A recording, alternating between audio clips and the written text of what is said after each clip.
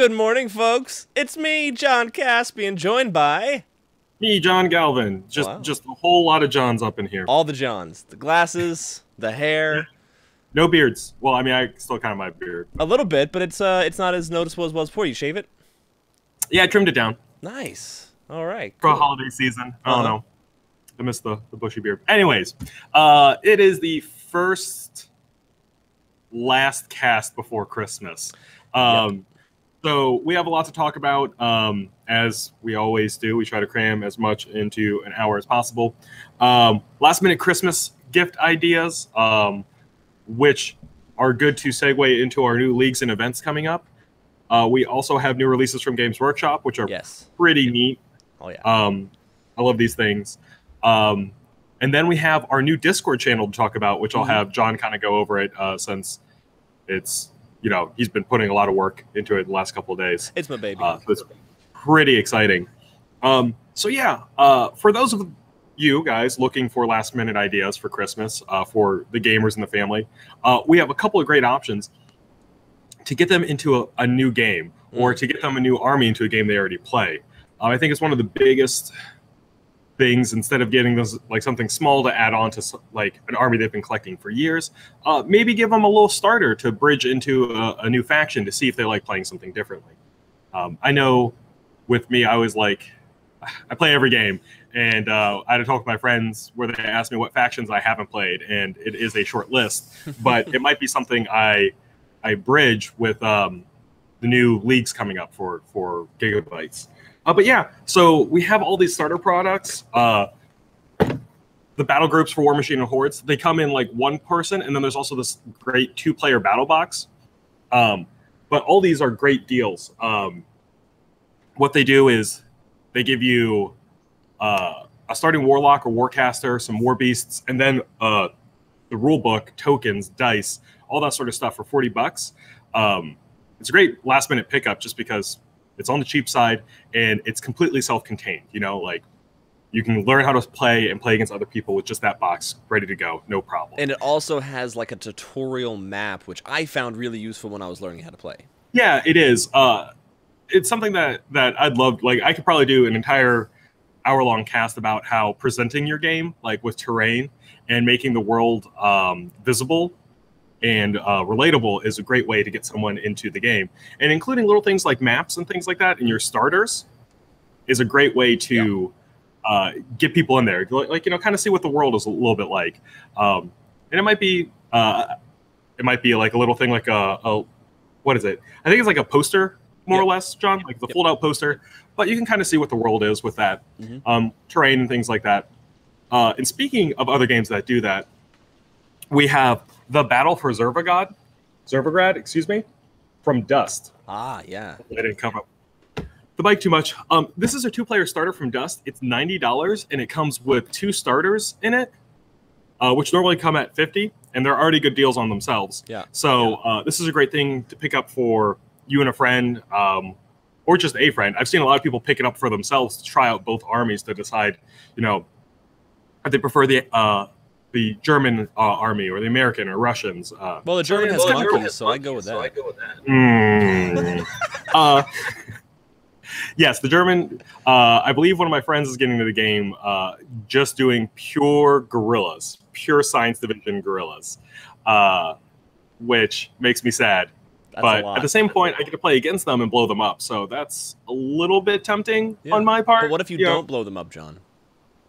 Then it's a bad day. Yep. It's a bad day for everyone. Yeah. So I'm going to be sour. So I take it you didn't like Planet of the Apes movies?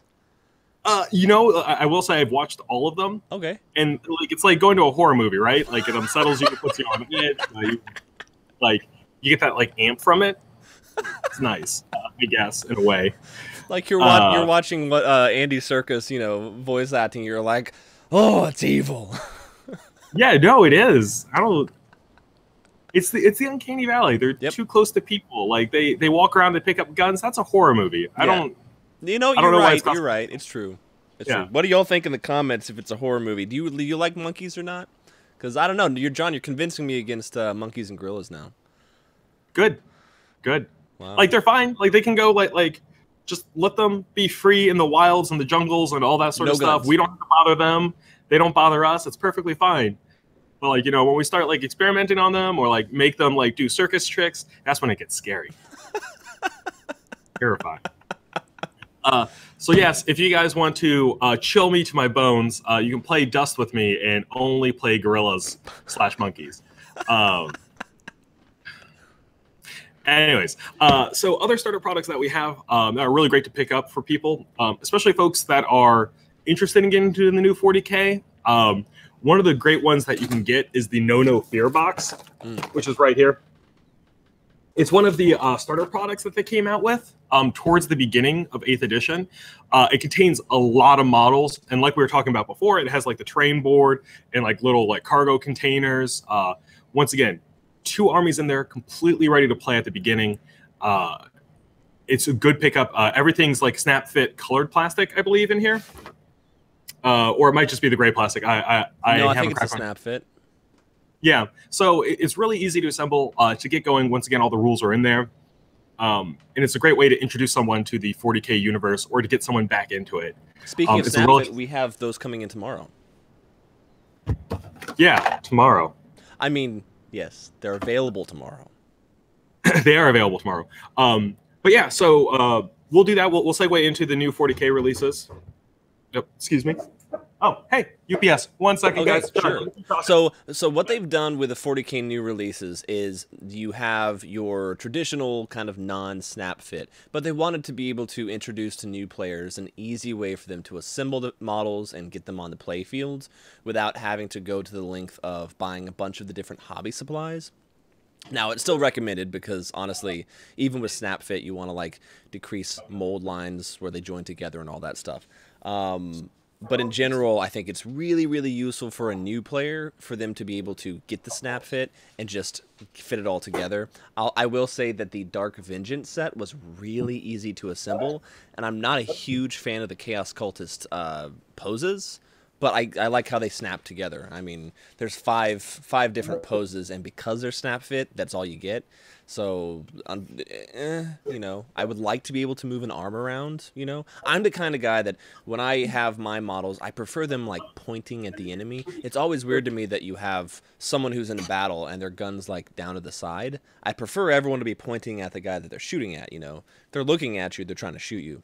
But these snap fit models are great for newer players. So if you're trying to introduce somebody to 40K, buy them a starter that is the snap fits, and then let them choose whether or not they want to jump in full into the modification aspect of the hobby, or if they just want to continue with the snap fit for that army. Because in a couple of years, they might say, well, that was fun, but I want to move on to, you know, properly modifying or converting or whatever they want to do at that point. But it's super, super useful to get them to get into it without having to, you know, get the hobbying knives and the sanding and the mold line removal and all that stuff. I was helping a guy, he was an orc player, and this was back in August, I want to say, and it kind of overwhelmed him because there wasn't an easy, simple way for him just to piece everything together the first time. He'd never done hobbying before, so he hadn't done the glue, he hadn't done mold lines, and I'm trying to tell him all this stuff like, okay, you can take the mold lines off if it's your very first time. You don't have to, you know? I mean, it's preferred. Obviously, it doesn't look as good. And you'll notice them later on, especially if it's over someone's head or, you know, going over their arm that's really visible. But if it's if you're a first-time player, you know, you don't have to do all that stuff. But he got overwhelmed because there was too many options. So new players oftentimes will just prefer to have the snap fit. And that's one advantage of the dust boxes that are pre-assembled and pre-primed, is that you don't have to worry about that. You know, if the mech, the little mech thing, you just snap the arms in, you're good to go. The different infantry models, you place them down and you start playing, which is really cool. Or you just start painting them. Welcome back. Hey, thank you. I personally love these guys. So one, this is the only way to get the Blight Hauler, which I think was a smart decision on Games Workshop's part, because it kind of makes you try out the snap fit and see if you like it. And then the 3 Nurgle characters, or the one Nurgle character and his 3 bodyguards, which can easily all be converted into characters or be added into different units and all that. I I'm surprised. So like back in the day, these snap fit stuff, it was not great, right? Like No. it had a lot of mold lines. It was pretty stiff. Not a lot of character in each one. Mm-hmm. But what they're able to do with the new plastics and all that is just incredible. Oh yeah. So all of these guys are great. They have one build out each, which might bother some people, but in all honesty, if you're looking for flamethrower aggressors, you can get 3 for 35 instead of spending what 50, 55 on them. Mm-hmm. That's a pretty big deal. Interesting. Like, okay. Literal deal. And same with the Dreadnought. Like if you wanted a Gatling gun with a flamethrower and the missile pods, once again, easy peasy, just like ready to go right out of this box. The detail isn't really that much diminished by it. It's more so the quality of the plastic. So you're gonna have to be a little bit more careful if you're like modding it or exposing it to like harsher temperatures. Like don't leave it in your car like during a hot summer day. It's going to be kind of like the resin where it could have a potential to melt. Okay. And then be careful with the X-Acto knives and all that. Like the plastic could fray a little bit more, but the detail itself holds up to the regular plastic kits. And so I think it'd be hard pressed, except for maybe someone measuring it by weight, to find it to be different than the actual plastic kit build outs. Right. And then these are already pre-colored, so like it's already blue. Yeah. Okay. Gotcha. So yeah, like they're pre-colored, which is great. So like even if you assemble them together, you put them down on a table, it looks like you'll be able to differentiate the factions, which I think is a big part. While we're on the subject of 40K, I don't want to get too much into a tangent, although it is the Rambles. Let's think about like next year. What is your first? I know we have the Chaos Demons. What's the one after that you, John Galvin, want to be released? Man, that was a good question, right? Put you on the spot. Thousand Suns are probably the one that I would personally like to see released, but I don't think they're going to come out until like I think it's going to be Space Wolf's Thousand Suns back to back, and I think they're going to use hopefully a story narrative like they did with the first time Thousand Suns came out to release new models both for the Space Wolves and the Thousand Suns. Hopefully Lehman for the Space Wolves, and then hopefully with Thousand Suns, I would just like a little bit more options to Thousand Suns specific things. Like, Nurgle got a bunch of vehicles. Thousand Suns are still kind of lacking that. Excuse me again. No problem. There's rumors that there's going to be either Lion or Lionel or Sanguinius. So which one do you guys think is the next Primarch to be revealed? Jeremy Jones asks something about Plastic Sisters, Jeremy? Oh, no, you didn't say Plastic Sisters. Tau and Necron soon. Yeah, I would agree with that. I think it's really the big. I think they should just go ahead and get the big factions out of the way, and then they can jump into smaller ones. Because honestly, there's plenty of Orc players I know.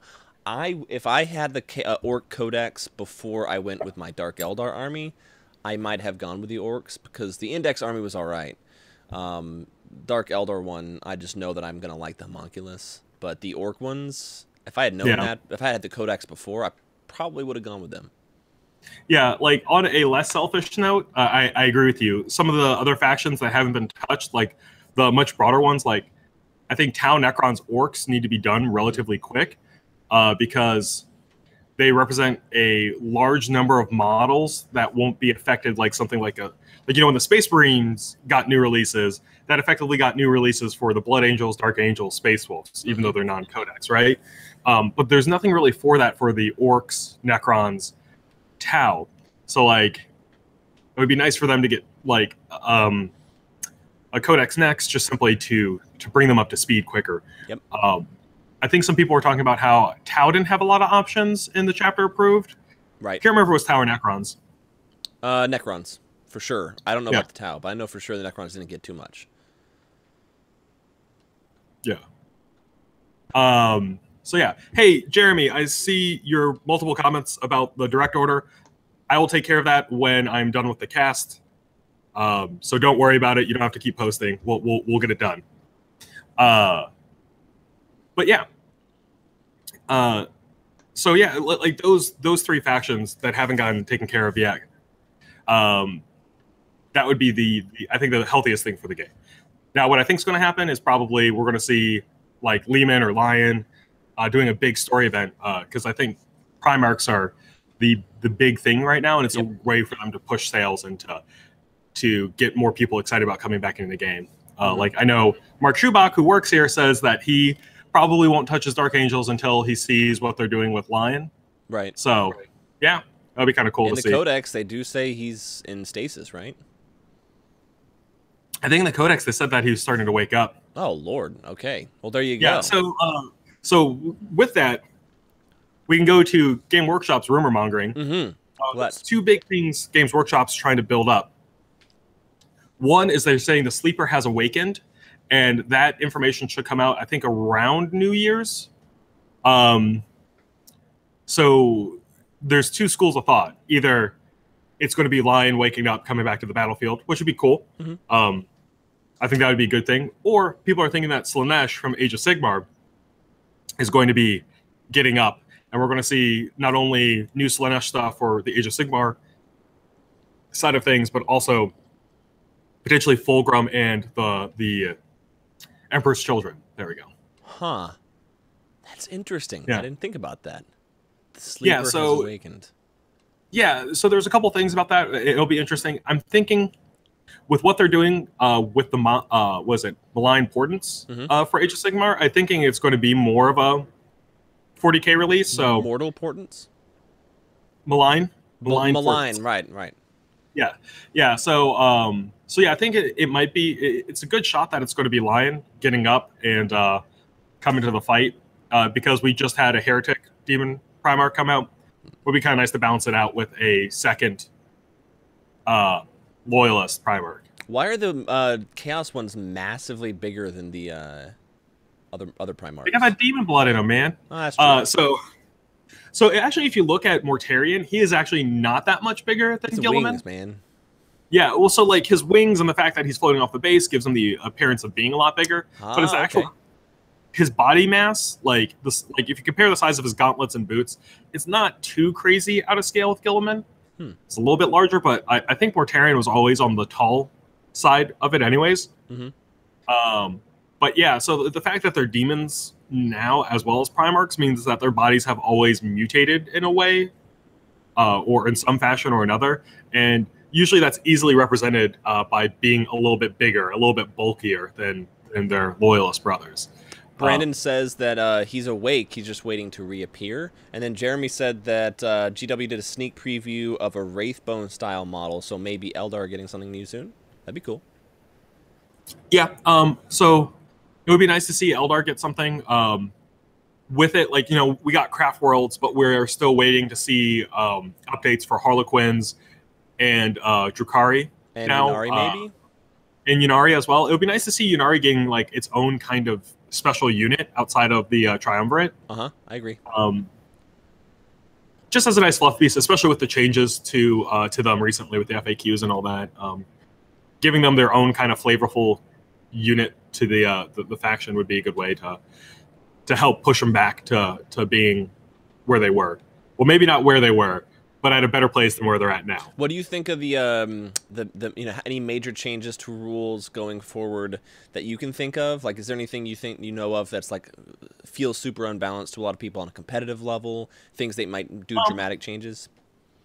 The only thing that like I would like them to adjust, I was discussing this with someone over the last week, and I can't remember off the top of my head who it was, but I know a lot of people feel the game can be a little swingy on who goes first. Yes, for sure.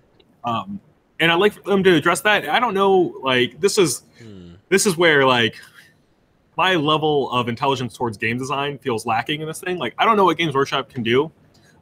Just with how killy everything is, to make the game feel a little bit more well-rounded, like with first and second going. I know in the competitive format, or at least like in terrain building, like or table building, like if you put a lot of line of sight blocking terrain on the table, like it becomes a lot better for the person going second. Right, so you know your gun lines can't like just blow out every single large character that they have, or you know XYZ. But like you know, for the casual player, maybe the people that don't necessarily understand, you know, the value of terrain and all that, it can feel kind of frustrating to say like two friends are playing after buying they start collecting boxes or maybe adding a little bit more to it, and they're deploying, and the guy goes first, and he just wipes out his opponent's top unit, and it becomes a downward slope for the second player to come back for the rest of the game. Yep. So that's something that I would love for them to maybe address in like the rule book. Like I've seen some tournament organizers, or like not even just for 40K, but for other like games and all that, where it's like, hey, when you're setting up the terrain, make sure you have X type pieces of terrain. So like make sure you have 2 buildings or structures that can block line of sight. Make sure that you have like a forest or XYZ. So it's all that sort of stuff that I think that they could do a good job about. For sure. And there's some things that sometimes don't make sense gameplay wise, like you have to have things on a terrain piece rather than just obstructing line of sight. So I know in Warzone Atlanta back in November they said, if you have line of sight blocked 50% or more, then they get cover. Yeah, I think like that's the rules. So it's weird because it's not quite like how they work with like monsters and vehicles is different how they work with infantry. If infantries are in the terrain, they get the cover, but like monsters and vehicles need to be at least covered a certain amount. So I'd like for them to like be a little bit more consistent with the rules. Like I know that has been done for balance, but it could be something to where they could adjust the wording to feel a little bit more consistent all the way through. So yeah. Yeah, I don't see any major changes to gameplay happening. I think really it's just a matter of getting the codexes out, getting it competitive. Yeah. I mean, this is a huge year, Yeah, no, it is. And so they put up like a proposed change coming out with like how Smite works, making it more difficult to cast each time you cast it. I think that's an okay change. I don't know if it necessarily affects the game state the way they want it to, but it's something that like I would have to test out. Me playing like my Thousand Suns, like all of my units can smite. That's what they do, and they as of right now, my sorcerers can't learn anything but smite, which I think is the issue in itself. Where it's just like, okay, cool. Like I take all these guys whose ability is to smite stuff, and it becomes more difficult to use my models as I bring them. So as they're written. Yeah. So like, it could be something like where like they either give the aspiring sorcerers and the scarab occult terminators access to different spells, which I would personally love. Yeah. Or maybe make sure. like maybe make a different spell that you could cast a whole bunch instead of smite. Like maybe less powerful or harder to cast. Yeah, something like that. But once again, like the proposed changes, I think need testing on my end to see where I really, stand on it. Because like my snap thing is just like, oh man, like it kind of hampers what I can do with my sorcerers and all that. But me bringing a bunch of aspiring sorcerers to the tabletop is not what this change is targeting, right? It's like trying to tone down all the characters who are like the cheap characters come to the board just spamming smite everywhere. That's what they're trying to get. It's pretty cheap. It's pretty cheap. Yeah, like I could see that being frustrating, and that's something else that I wish that they would address as well, is making sure, like as right now, you can build your army however you want to make it as fluffy as possible. But of course, people are min-maxing their armies and all that, which means you get like 8 characters and a couple of demons in a list, and that's your 2K list. Which is like, I don't know, not my favorite thing. It's a little bit against the feel of the idea of the game, But at the same time, like, it's the cool thing about the hobby is that you can play it how you want to, and I am thankful to GW for being that open about how you play, even in match play. Like I know that they said narrative was important for you to play how you want. Open play obviously is just throw your models on and have a good time. But even in match play, I appreciate that they allow that. And I know it goes against the feelings that all of us have, because we're like, it's weird that you have like 6 models on the board and I have a couple of hundred. What's that all about? Yeah. It's an elite squad versus a horde army, which seems cool. Yeah, like, that would be neat for sure. So yeah, it's one of those things where Games Workshop has earned a lot of grace on my end. Like, I will trust them to tailor their game to how they want it to be played. Like, because 8th edition came out and it was so strong, it was so appealing to a whole audience. So like, I will trust in their judgment to balance the game how they see fit. I'm hoping that they are doing what they have been doing, which is playtesting, sourcing their playtesting to multiple different groups, not keeping it all in-house, and making informed decisions off of that. So, I'm hoping the best for Games Workshop to keep that train going, and to me, 8th edition has been the strongest edition of the game. Now that it's been out for almost, it's like 6-8 months. Since August, right? End of July? Yeah. Something like that. Yeah. But it's been one of the stronger editions. Like, I can tell you that it's one of the stronger editions just because of the amount of people that have come back to the game and that are playing this game consistently. People are loving it. So I hope that they're going to keep doing what they're doing and keep it going and balance the game. Because the worst thing they can do for us is to make the game so wonky that it becomes impossible for new players to get in. That's what I felt like 7th edition got to. So I'm hoping they keep 8th edition, strong and accessible for. I mean, ultimately, the basic rules are the basic rules, and they work well because I could teach. When we were at Dragon Con, I taught in 5 minutes, typically, the fundamentals, like how you move, how you shoot, how you combat.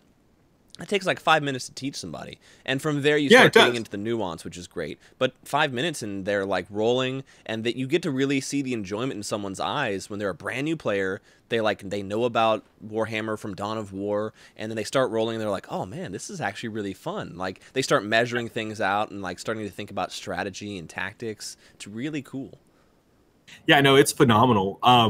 And me and John can tell you is like, we did demos all Dragon Con, and Dragon Con demos are much different than someone comes in the game store. Someone comes in the game store, they know kind of what they're getting into when they want a demo of 40K. At Dragon Con, these are a bunch of muggles, more or less. They don't have any experience or frame of reference for a miniature tabletop game. And this edition of 40K, it's been so easy to just show someone how it works, and it makes sense for the most part. So I want that to stay. I don't want someone to be like, okay, cool, you have the demo. Now, instead of buying the Start Collecting box, you need to piece these multiple units together to make your army, right? Which is the current competitive meta army, in case you want to ever play in a tournament, but don't because you're not good enough. Yeah. Because that's happened before in the past, Right. Yeah, so I'm really liking it. I hope it stays the way that it is, so.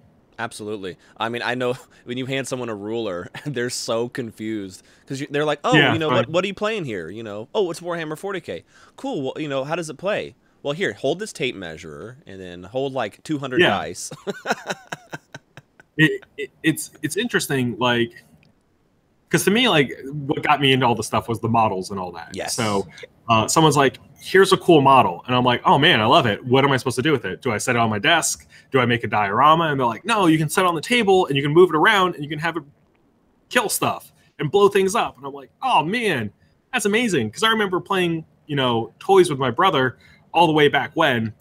And I think we would have resolved a lot of conflicts growing up if the toys we were playing with had rules to go with. Because you can't say you're cheating if the dice says 6.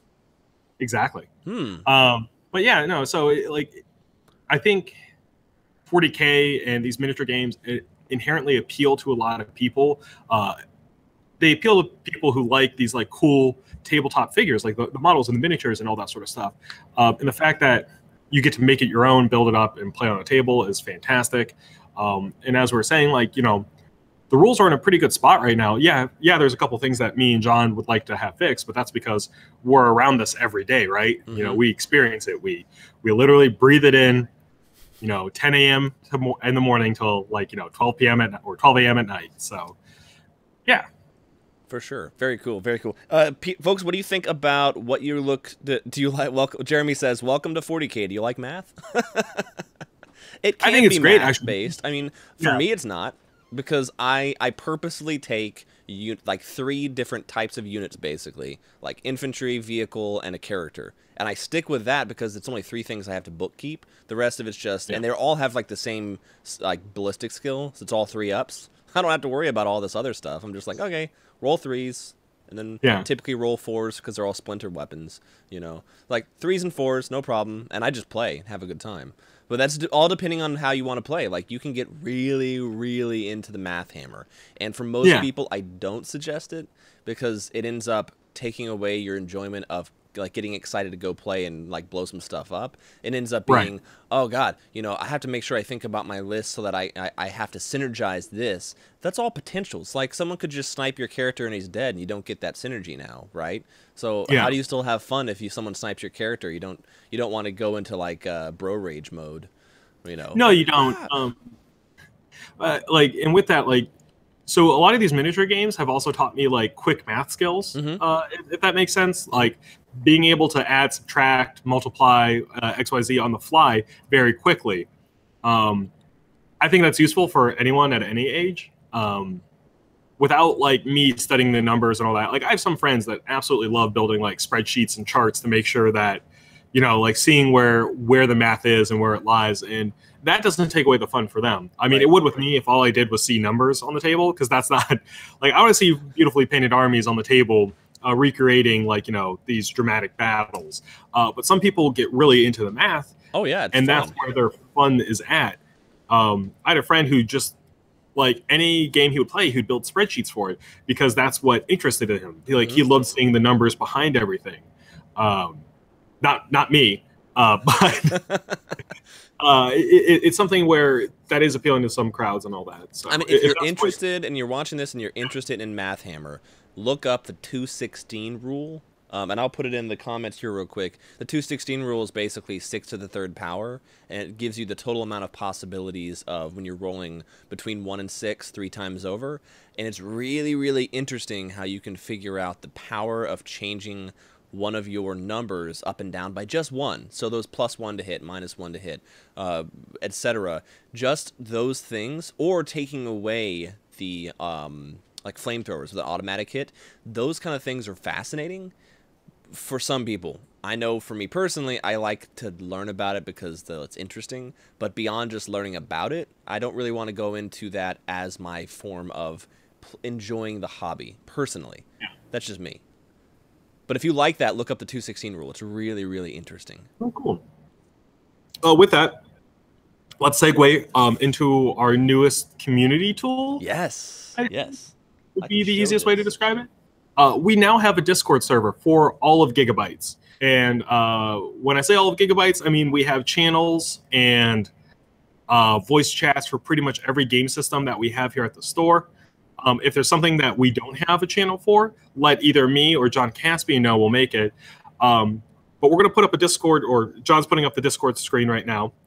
And so what this is a way for people to communicate in real time, not just Facebook posts, about their games, their hobbies, all that sort of stuff. We're getting a lot of great questions. We'll probably go into a little bit more features and things like that than I can. So take it away.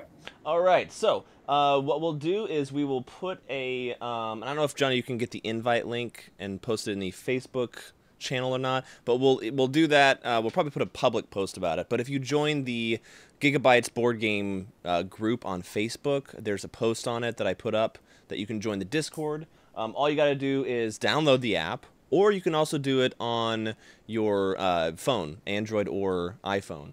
And then you sign up for it, verify your email. That's the requirement that we have for the server.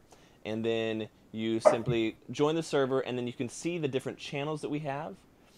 We are going to have this, the setup is basically going to be, you can choose the games that you want to be a part of. So you say, I'm interested in 40K, and so you can join those specific channels, so you don't get notified about the things that you don't. So if you're not interested in Magic the Gathering, you don't want to get notified about that, then you don't have access to that channel, which means you don't get notified, which is great.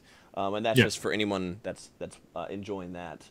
So then we have the full lists of different war games we have, and then we'll have a full list of, you know, like Star Wars games, because there's FFG is doing great with that, like Legion, etc.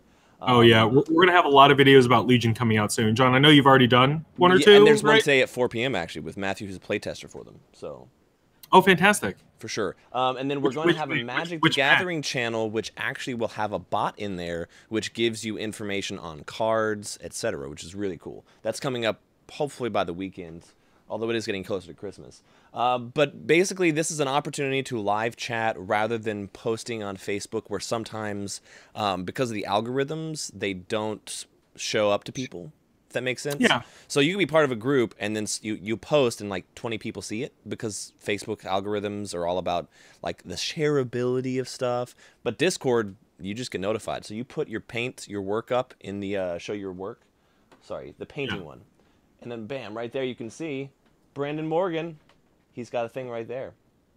And that's it. And everyone can see it. That's in that channel, which is really great. And then we can just immediately say, like, dude, that's cool. Or awesome, and it's done. Yeah. And that way we just keep on getting connected, because to me the community at Giga-Bites is so amazing. Let's just keep it thriving, right? Yeah. And like I said, this Discord should hopefully be a tool for you to interact with your fellow gamers more, right? Speaking so we have the War Machine and Hordes community here at Giga-Bites is now exploding. Like, it's getting bigger and bigger and bigger, and we like the means that we communicate with each other is kind of spread out through multiple Facebook groups and all that sort of stuff. But it would be nice to make sure that all these new people have a centralized place to go to talk in real time to each other. Nope, I think we got the door again. 1 second, John. No problem. So even if you are not necessarily in Georgia, although it's highly recommended if you're in Georgia, you go ahead and join the Discord. Even if you're not in Georgia, you can be a part of it and, you know, show off your paint. If you're in Europe or in another part of the world or in another part of the U.S. even, join the channel and let's talk, because the more that we talk about it, the more excited we get. Just like you're watching this now, and it's exciting hearing about all the interesting things that are happening for Games Workshop. I can say that, you know, my love in terms of wargaming is Warzone Resurrection. It's a tiny game, but it's a very dedicated community. People are really, you know, really enjoyed, even though it's a smaller game, right? But just be a part of the conversation, and every time people talk about it, it continues to build that interest in what we're doing. That's in John saying with War Machine and Hordes, the reason why it's grown is honestly the spark. I don't want to quote Star Wars or anything, but like the spark from a few people that sort of turn into a flame, right? So we have a couple of people who are just super passionate about it, and every time they're like, yeah, let's play some War Machine and Hordes, and eventually more people are like, oh yeah, you know, he keeps talking about it, I'll play it. And then they start playing, and then they talk to their friends about, oh yeah, well, I've been playing it and enjoying it, you should come play with me. And then before you know it, it's getting huge, right? Same thing can happen with any game. If you want to play a game, you just got to start talking to people about it. And that's why we have the Discord now, because if people don't talk about it, or if you feel discouraged from talking about it, like Facebook can feel a little bit, for, you know, if you have any sort of social anxiety or anything like that, it can feel a little bit like you're putting yourself out there by doing a post. But with Discord, you're just typing a couple of words and sending it off, right? And that way you don't have to worry about the pressure of doing a full-on post and people responding. It feels a little formal to some people. Super informal. We're chatting. We're having a good time, talking about the hobby, showing off what we do. It's amazing. Yeah, so please check out Discord. We'll be promoting it over the next couple of weeks. We might do maybe some sort of event with it to make sure people get into it. But yeah, please check it out. Let us know what you guys think about it. Let us know any ways that we can improve it or make it better. Yeah. We're trying to do as many things for you guys as our patrons and friends as possible to make it gaming easier, more accessible, and fun. That's it. And with making gaming easier and more fun, we just got our battle foam shipment in. Yes. So any of you guys who need your foam that placed orders with me, almost all of this is privateer press foam because we got a lot of orders for it. But we got foam for the new Dracodile, which some people are receiving in the mail now for Christmas. Maybe not me, but you know, tier. Hopefully soon. A single but yeah, tier. yes. But yes, please, guys, check it out. Or check out Discord. And with that, let's talk a little bit about the leagues that are coming up. Yes, coming up in 2018. Yes, so we have a couple of leagues starting out the first month of January, the first month of the year, January. One of them being our Dust League, run by Jim Godine. He is, when he gets back in town, it's going to get started, I think on January 8th is the first day for it. And it's going to start at starter box level, then 50 points, then 75 points, and then finally ending at 100 points. It's going to be a slow grow campaign. He'll be running all the rules. We should see that posted up soon for it. Mm-hmm. It'll be really exciting. Once again, Dust is growing, mostly due to Jim promoting the game, making sure people who were on the fence or weren't even really aware of how the game played, like myself, got a game and got a feel for it and was able to test it out. I love the game. I didn't realize how much I would actually like that system and its rule set until I got to sit down and play it. So it's phenomenal, and if you guys are interested in starting Dust, this is a great time. All you have to do is pick up a starter before January 8th, and that pretty much is all you need to get started, and you can build from there. And it's not super hard to build Dust up, and it's not really hard to hit 100 points from a starter. So check it out. It's coming up January 8th. And with that, we're going to move into the War Machine and Hordes Journeyman League starting in January as well.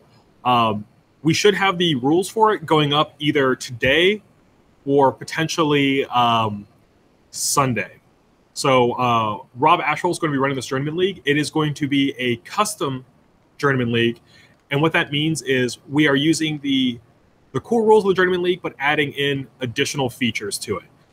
One of them is going to be the ability to manipulate your battle boxes just from the starter boxes to make your own thing. Cool. They will be checked and all that, making sure that you're not running something that's going to ruin someone's day. We will be doing a non-traditional scenario for the first couple of weeks, because usually the first couple of weeks is like just kill each other. And that can be a little frustrating for some people, especially if they're playing against a ranged army where they can just sit back and take pot shots at you all day and just continuously back up. So there'll be kind of like a King of the Hill scenario for the first couple of weeks. Nice. And another feature that I really like about it is the progressive surprise support. So everyone's going to pay an entry fee, and then at the end of each week, if you've gotten your games in, you're entered into a raffle to win a model. And it's not just like pick a solo off the wall. The models will go up in size or point value, more or less, depending on the week. So like obviously if you finish the first week, you're in a raffle to win a light warjack or light warbeast. So you can add it in for the next week. Wow. And then the week after that might be a solo or a small unit, and then a full unit.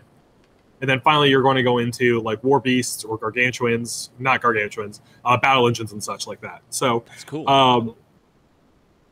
It's something that we're adding in a lot of prize support for this because we feel like it's a good way to draw people in, and it's a good way to make people feel rewarded for playing their games and being proactive in the league. But we're going to have more rules about it, and we're going to detail everything as soon as Rob finishes writing the document. He's going to send it over to me. I'm just going to proof check it, make sure there's no grammatical errors, even though that's not my forte, but I'll do my best. And then we'll post it up and go from there. So, yeah, we'll be talking more about that as it comes up. Like I said, either expect later today or as late as Sunday for the league rules to go up. Jeremy, I don't know about Lilith yet. She may or may not be allowed. I don't think we're allowing huge base casters in for your journeyman. Caster or warlock, but it's something where I'll talk with Rob about, and we'll see what the packet says. So yeah, with that, we're going to go over to 40K. So 40K, I know Rob Bristow, the other tournament organizer extraordinaire, he's working on a new 40K campaign for the new year. It is currently very hush-hush because Rob is taking a lot of time to develop it and to make sure that, once again, like the Journeyman League that we're planning, that it is interesting and compelling to keep involved in it and make sure to keep burnout at a minimum of it, because burnout's something that happens very often in leagues and campaigns. So he's trying to write rules and prize support structures to keep people as interested in it as long as possible. Yeah, maybe go into a little bit of detail about Burnout. Yeah, so as someone who has worked at a game store for the last half decade, maybe more now, we've run multiple campaigns, leagues, events, and all that. Basically, Burnout is what happens when people are playing a campaign or a league, and either they get disinterested in playing like so many games a week, like they start feeling like it's a job, or they become disenfranchised because there are certain people who have grinded it so much that are so far ahead that it feels impossible to come back and win. Or vice versa, like a new release comes out, a new army. Like let's say I'm playing Tyranids in the league, and then halfway through the league, Thousand Suns come out. Now, I want to play Thousand Suns, but I also don't want to lose all my like league progression points by switching armies. So it becomes becomes a hassle for me to like keep playing with my Tyranids because all I want to play is Thousand Suns, right? So those are multiple causes of burnout, but burnout is basically anything that makes you disinterested in continuing to play this league. And like, it's one of those things that I hate to see happen, but it happens so frequently with our leagues and campaigns. And it's not just a Giga-Bites problem, it's a gaming in general problem. Where people just kind of burn out and they get disinterested, or they want to move systems, do all that sort of stuff, and they stop playing in the league. And so by the end of the league, it's usually just the top 4 people that are in contention for prize support keep playing the league, and you know, they're either grinding games or really trying to secure their spot in it, right? So something we're planning on doing with that is doing progressive prize support, making sure that prize support isn't necessarily tied to who can play the most games in a period of time. Trying to make sure that when you can play a league game isn't tied to another human being. So like saying that like I'm playing a 40K league, but I need to schedule my match versus John. However, me and John have a schedule conflict. Whenever he's at work, I'm not at work. And whenever I'm at work, he's not. And that becomes a problem. We can never get our game in. We can never move the league forward. It becomes an issue and a problem. And one or both of us will burn out because we don't get to progress. So we're looking at all these things, and we're trying to come up with new solutions and new ways to combat that and to get people interested into continuously playing. Whether that's introducing new prize support, new mechanics to the league, like adding in more scenarios or elements, giving people different ways to play their armies is kind of cool as well, and adding more narrative and elements to it. So if you feel really invested into your league army, then it becomes a lot more exciting to play your games and to stay in it. So we're looking at all these things to improve the league experience here at Giga-Bites. And so with all of these things like the Dust, the 40K, the War Machine and Hordes, we're going to be trying different things, and we're going to see what works and what doesn't work, and we're going to continue our experience or continue to improve your experience with our campaigns and leagues here at Giga-Bites. Nice. So yeah, we're hoping for the best. And with that, so with all the leagues we're running, there's another one being done by Games Workshop around the same time, which is also super exciting. Ooh, cool. Called Malign Hornets. They've been posting super vague teasers on their websites, where it's all these beautifully animated like little shorts about like creepy undead stuff in the Age of Sigmar world, and like the tagline is "Hope is dead." So that's the anti-Star Wars. Yeah, right. So "Hope is dead" could be the tagline for all of Games Workshop's intellectual properties, right? In the grim darkness of 40K, there is only war. Like, you know, 40K is not about like looking forward to when the Emperor revives himself and starts crushing chaos. It's how long can you keep this light of humanity going before it gets snuffed out. It's true, right? You're right. No, I just never heard it put in such a kind of just matter of fact, like, you know, that is. And so with Age of Sigmar, they were kind of lacking that.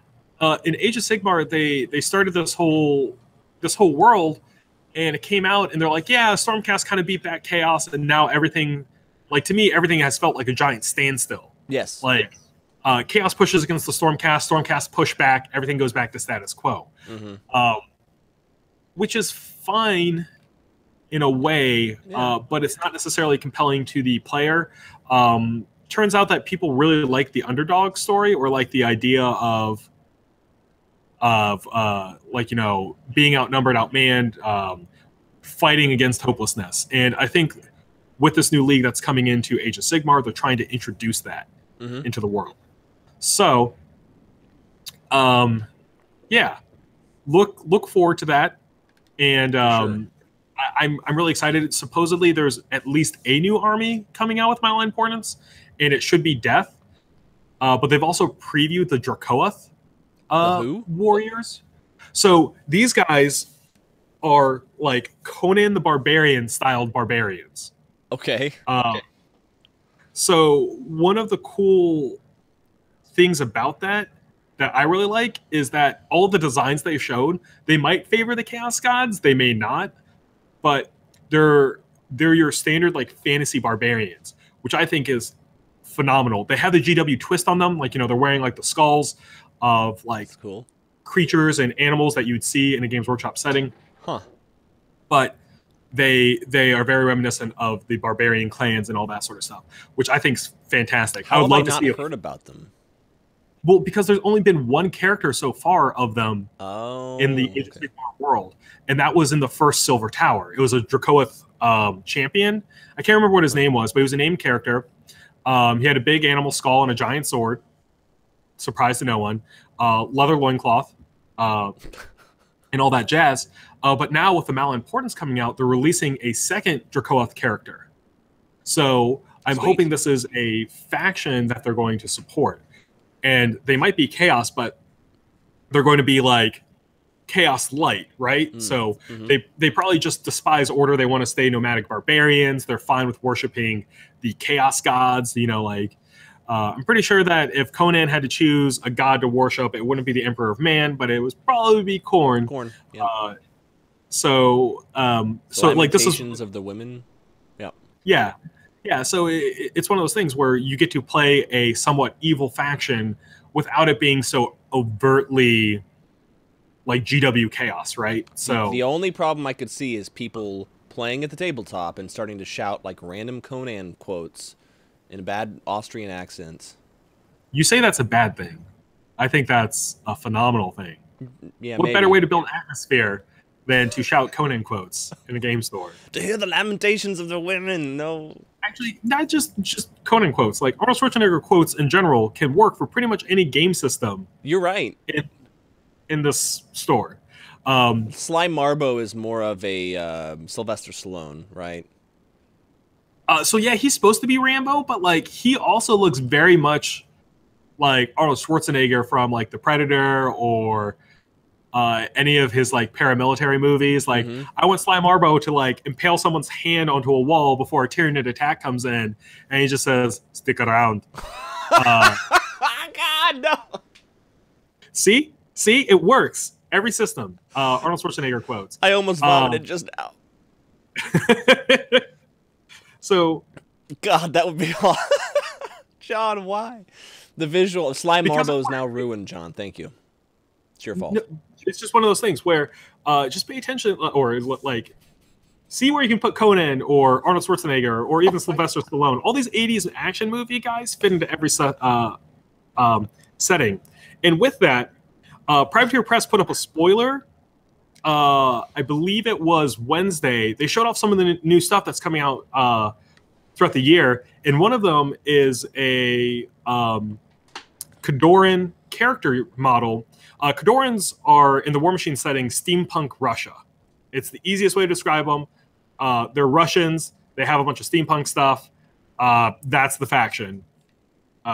Anyways, the new character is named Dragos Dragodovich. So we really need to put a blonde buzz cut on him and just have him say, if he dies, he dies. So all 80s action movies work into all these games, whether designed or otherwise. Could you say his name again, please? Dragos Dragatovich. So his name is Dragon's son of the dragon. Trust me, we've done the research. It's fantastic. So yeah, I've killed John. Yep, I'm dying. And with that, we're going to leave it. We're going to leave it over to you guys to have a wonderful Friday. Come join me here at the store. I'm all by myself. Dave is on vacation again. First person to guess where will get a candy cane. I'm dying. Yeah, we look forward to seeing everyone. Thank you for. Goodbye, guys. Goodbye. Goodbye. Join our Discord. Dragonovich? Dragos Dragotovich. Oh, God. Okay. Bye, y'all.